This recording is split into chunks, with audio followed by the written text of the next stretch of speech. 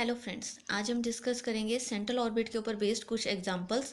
उनको डिस्कस करने से पहले हम अपने जो इंपॉर्टेंट रिजल्ट्स हैं वो देख लेते हैं जो अब तक अभी हमने प्रूफ किए हैं सेंट्रल ऑर्बिट के केस में।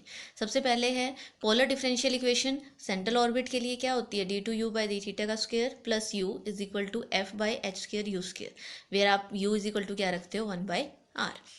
सेकेंड है pedal differential equation of central orbit, h square by p cube d P by D R is equal to f. For central orbit r square D theta by D T is equal to क्या आता है, H, और constant value is equal to क्या आती है, P V. Time निकालोगे, इसमें variable को सेपरेट करके इसी इक्वेशन को अगर इंटीग्रेट कर दोगे आपके पास ये सेकंड इक्वेशन आ जाती है, टी की वैल्यू आ जाती है। वेलोसिटी क्या होती है, V square is equal to H square by P square, P square की वैल्यू हमने 1/p² की वैल्यू रख दी, तो आपके पास ये वेलोसिटी आ जाती है। फिर नेक्स्ट है वी स्क्र बाई 2, इसका इंटीग्रेट करोगे एफ डी आर प्लस सी। ये आपके पास कुछ इंपॉर्टेंट रिजल्ट्स हैं जो आपको याद रखने हैं एग्जाम्पल सोल्व करते हुए।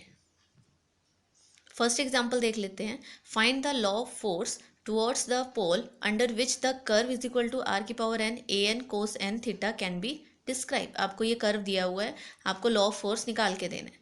Obtain the law of force under which a cardioid can be describe, और फिर आपको सेकंड केस करना है कि वो लॉ ऑफ फोर्स निकाल के देना है जिसके अबाउट कार्डियाइड डिफाइंड हो जाए। तो first given equation of curve क्या है, R N is equal to A N cos N theta. Put सबसे पहला step, put U is equal to 1/r, यानी आपको यहाँ क्या रखना है, 1/u रखोगे। तो सिम सोल्व करोगे तो आपके पास ये इक्वेशन आ जाएगी, इक्वेशन नंबर 1 नाम दे दिया।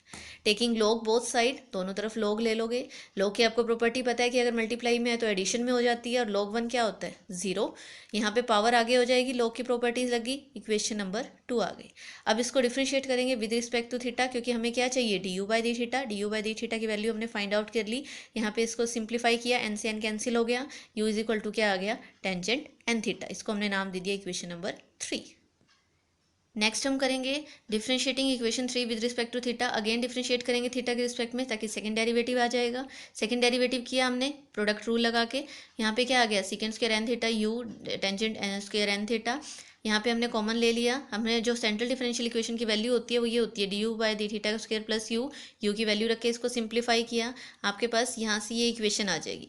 आपने यहाँ कॉमन लिया, 1 प्लस टेंजेंट स्क्वायर को यहाँ पुट कर दिया सेकंड का, और यहाँ पे सेकंड की वैल्यू आपने इक्वेशन नंबर 1 से फाइंड आउट करी, वो क्या आ रही है, ए एन यू एन, यहाँ पे वैल्यू रख दी, इक्वेशन नंबर 4 आ गई। तो डिफरेंशियल इक्वेशन क्या होती है, सेंट्रल ऑर्बिट की पोलर फॉर्म के अंदर d you by D theta का square plus u f by H square u square. तो इन दोनों को इक्वेट कर दो, आपके पास ये वैल्यू आ गई, F by H square u square. Simplify किया तो एफ इज इक्वल टू ये आ रही है, ये जो जितनी भी कॉन्स्टेंट टर्म है, एच स्क्वायर है, एन प्लस 1 है, ए 2n, इसको हमने क्या नाम रख दिया, लैम्डा। तो lambda is equal to U 2n plus 3। तो एफ इज इक्वल टू क्या आ गया, lambda by are 2n plus 3।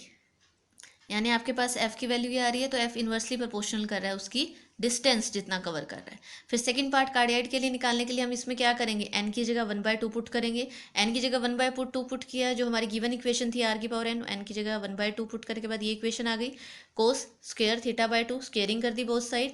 इस इक्वेशन में दोनों तरफ स्क्वायर किया, आपके पास ये इक्वेशन आ गई। कोस स्क्वायर थीटा बाई 2 को क्या लिख सकते हो, 1 plus cos theta by 2, trigonometry result है। तो आपके पास ये जो इक्वेशन आई है, ये आपके पास कार्डियाइड की इक्वेशन आ गई। अब आपके पास इक्वेशन नंबर 6 थी, यहाँ पे भी n की जगह क्या पुट कर दो, 1/2। तो आपके पास f भी आ गया is equal to lambda by r की 4। तो law of force under which cardioid can be describe given by f क्या आ गया, इन्वर्सली प्रोपोर्शनल टू 1/r की पावर 4। सेकेंड एग्जाम्पल देख लेते हैं। The pedal equation of the ellipse with pole at the centre, आपको ये पेडल इक्वेशन दे रखी है। Find the law of force निकालना है। तो गिवन इक्वेशन आपको ये दे रखी है, इसको डिफरेंशिएट किया with respect to R, D P by D R is equal to -2r। Variable separate किया, आपके पास आ गया 1/p/q, D P by D R is equal to क्या आ गया, R A square B square, equation number 2 put कर दी। तो जो डिफरेंशियल इक्वेशन होती है सेंट्रल ऑर्बिट की पेडल फॉर्म के अंदर, वो होती है 1/p/q D P by D R is equal to F by H square. तो यहाँ से कंपेयर किया दोनों को, इक्वेशन 2 और 3, तो आपके पास ये इक्वेशन आ गई, R A square B square is equal to F by H square. F की वैल्यू निकाल ली, ये आ गया H square R A square by B square. तो H square A square B square को हमने क्या पुट कर दिया, लैम्डा। तो एफ क्या आ गया, lambda r, that is force is directly proportional to the distance from the centre. Third example देख लेते हैं। A particle describe the equiangular spiral r a e की power theta cot alpha under a force to the pole, find the law of force. Law of force निकालना है। The given equation of the curve, आपको ये given दे रखी है। सबसे पहला step क्या होगा, u is equal to 1/r, that is r is equal to क्या आ गया 1/u, वैल्यू पुट की, इक्वेशन नंबर 1 आ गई। फिर वही आपका स्टेप क्या है, डिफ्रेंशिएट 1 को डिफ्रेंशिएट करना है विद रिस्पेक्ट टू थीटा, आपके पास du/d की वैल्यू आ जाएगी। यहाँ से हमने इसको सिंप्लीफाई किया तो du/d ये चीज़ कॉमन आई थी, ये चीज़ जीरो हो नहीं सकती क्योंकि दोनों की प्रोडक्ट जीरो है, तो कौन जीरो होगा, ये वाली टर्म। तो हमने du/d plus u cot alpha is equal to क्या रखा 0, इसको शिफ्ट कर दिया इधर, इक्वेशन नंबर 2 आ गई।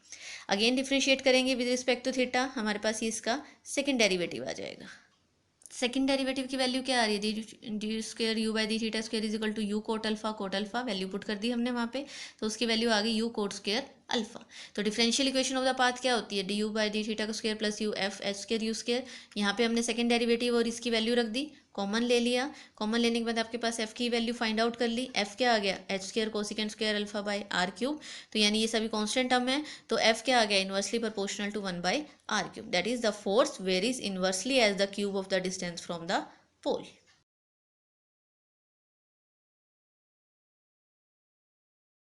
लास्ट एग्जांपल देख लेते हैं। A particle moves with a central acceleration mu by distance का स्क्वायर। एक पार्टिकल सेंट्रल एक्सेलेरेशन से मूव कर रहा है, डिस्टेंस दे रखा है म्यू बाय डिस्टेंस का square, and it is projected with velocity v, velocity capital v दे रखी है, डिस्टेंस कैपिटल r दे रखा है। शो करना है इस path is a rectangular hyperbola, कि अगर इसका पाथ रेक्टेंगुलर हाइपरबोला है तो उसका जो एंगल ऑफ प्रोजेक्शन है वो आपके पास ये साइन इनवर्स दिस आना चाहिए। तो path describe in the hyperbola, आपको पता है यहाँ पे लैम्डा होता है, लैम्डा की जगह यहाँ पे क्या गिवन है म्यू गिवन है, और वेलोसिटी स्मॉल भी होती है हमारी पार्टिकल की, डिस्टेंस स्मॉल आर होता है, तो वो कैसे गिवन होती है हाइपरबोला के केस में, V square is equal to mu 2/r plus 1/a हमने फाइंड आउट की थी हाइपरबोला के केस में, ये होती है। लेकिन अब इसके अंदर हमें v की जगह क्या दिया हुआ है कैपिटल v, और स्मॉल r की जगह दिया हुआ है कैपिटल r, तो हम इसको चेंज कर देंगे, इक्वेशन हमारी क्या बन गई we square mu 2/r plus 1/a। तो हमने यहाँ पे वैल्यू फाइंड आउट कर ली, म्यू बाई ए की वैल्यू हमने यहाँ से निकाली, इसको इक्वेशन नंबर 2 नाम दे दिया।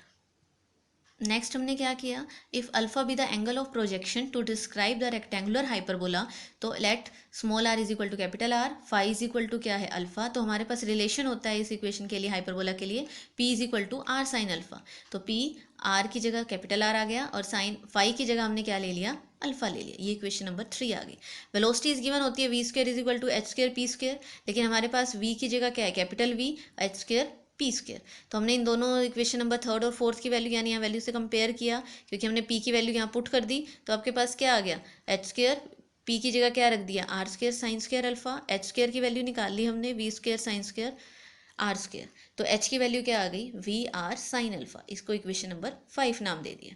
एल होती है semi latus rectum of the hyperbola, then हमें एच पता होती है किसके इक्वल था, हमने एच स्क्वायर को लैम्डा एल के पुट किया था, तो एच क्या था रूट लैम्डा एल, और इस केस में हमारे पास लैम्डा की जगह कौन काम कर रहा है म्यू, और एल की वैल्यू क्या होती है हाइपरबोला के केस में latus rectum b square by a, value put कर दी बी स्क्वायर बाय ए।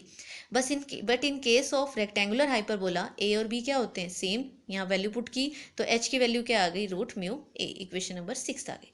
तो इक्वेशन नंबर 5 और 6 आपके पास एच और एच सेम है, तो इनकी ये साइड भी इक्वल हो जाएगी, तो v r sine alpha is equal to क्या आ गया रूट म्यू ए।